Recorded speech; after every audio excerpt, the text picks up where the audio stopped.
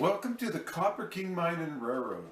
Today we're going to talk about a ghost railroad, the Bingham and Garfield line. So stay tuned.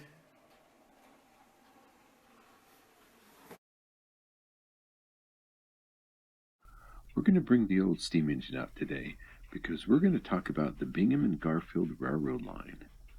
It was a company-owned railroad line. It was started in 1911 and it lasted until 1948. And all that time they used steam. Now in the mine, in the pit itself, they used steam when they first started, but in 1927 they converted the whole mine to electricity. When I was working at the mine in the 1970s, I would look down on this line and just wondered about it and saw this great big old Markham bridge. It was still left down there. It lasted until about the early 1980s. So let's take a little ride with this steam engine. Then we'll go over to Bingham Canyon and look at the Bingham and Garfield Railroad line.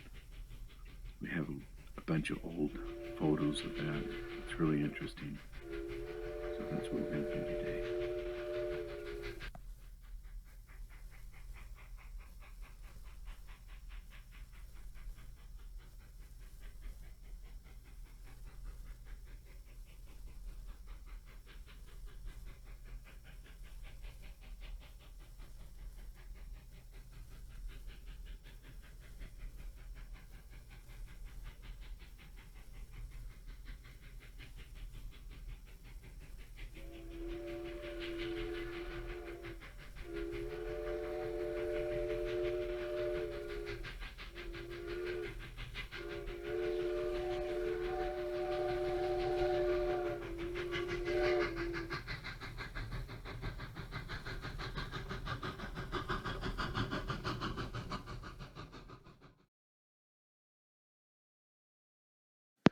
The Bingham and Garfield Railroad declared, quote, one of the most marvelous little roads in the world, unquote. Looking at these first few pictures, you can see why that statement.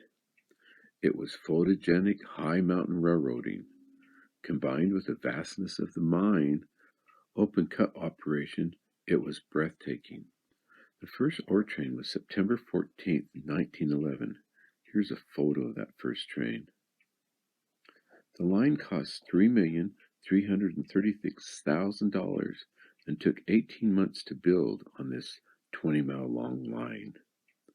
Now remember, open-cut mining started in 1906, so the first ores out of the mine was delivered to the mills by way of the Denver Rio Grande Western low-grade line, or, as it was called, the High Line. It was unable to keep up with this high volume of ore these two companies produced, the Boston Consolidated and the Utah Copper. So just after 2 short years, Utah Copper had no choice but to build their own railroad line, and that was the Bingham and Garfield. It was organized July 8, 1908. Starting at the mills with the elevation around 4,400 feet, it traversed the Ochre Mountains along the foothills until it entered the canyon on the north side. It crossed over 3 large viaducts, or bridges, and then through 4 tunnels before entering the mine at the elevation of 6,340 feet, making it a 2.5% grade to the mills. So let's take a look at some of these pictures. And there's some great old pictures of this line. The first bridge or viaduct we come to is the Dry Fort Bridge. You can see it was built on the curve right here. Now this picture is from my friend Barry Skinner. They've stopped on that bridge right here and they're working on it, so that's a real cool picture. After this, they entered a series of 4 tunnels totaling 4,795 feet, and in between the tunnels there was little gulches, little valleys filled in with fill, until they reached the large Markham Bridge. Now the Markham Bridge was 640 feet long and 220 feet high. What a magnificent bridge this was. Now this bridge stayed around for a long time. I used to look down on this bridge when I was working on this in this area over in the canyon, and I was just amazed at the size of this bridge and was always wondering about this line.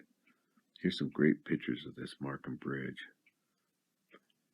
This picture right here tells it all with these kids looking down on it. High mountain railroading for sure. Then the line came across the Carfork Bridge, or it was called the A-Line Bridge also. It was 190 feet tall, and it curved into the mine. Now it went over the town of Bingham, as you can see right here. Now these first pictures are from the Don Strack collection. Look how good and clear these pictures are. He saved these right out of the trash that he was going to throw away. We'll put a link to his website, utahrails.net, in the description. So let's take a look at some of these pictures of this Carfork Bridge. This one's looking down from the other direction. Now look at this one, at street level, and looking up to it. See the old car sitting there, and the lady gets in the old car. Then we have a few colors, pictures of it, are really neat. Then over time, with the mine's expansion, it had to go, so they disassembled it in April 1957. Now let's go over and look at the motive power they used on the Bingham and Garfield line. They used these large articulated Malay locomotives with a configuration of 0-8-8-0. So there was 16-wheel drive. They had no leading or trailing trucks on them. They was able to get away with that because the speeds were slow and the curvatures were moderate on this line. And it also put all the weight on the drive. So let's take a look at some of these large locomotives. They're really great looking. These were some of the biggest for the time. So these motors gave them great success. Now in the pit, they converted from steam to electric in 1927. And so at times they was going to convert this B&G line to electricity also, but they never did. It did give them, these big steam engines did give them a great service until 1948 when they built the Copperton Low Line. And we had a video on that, so that's really interesting, that Copperton Low Line. Also, when they started, there was a common carrier that serviced the other mines in the area, like the Apex and different ones up in Carfork. And they also had passenger service, and we had a video on that also. But that was discontinued in 1921. So that's the B&G Railroad, the great little line they had up there.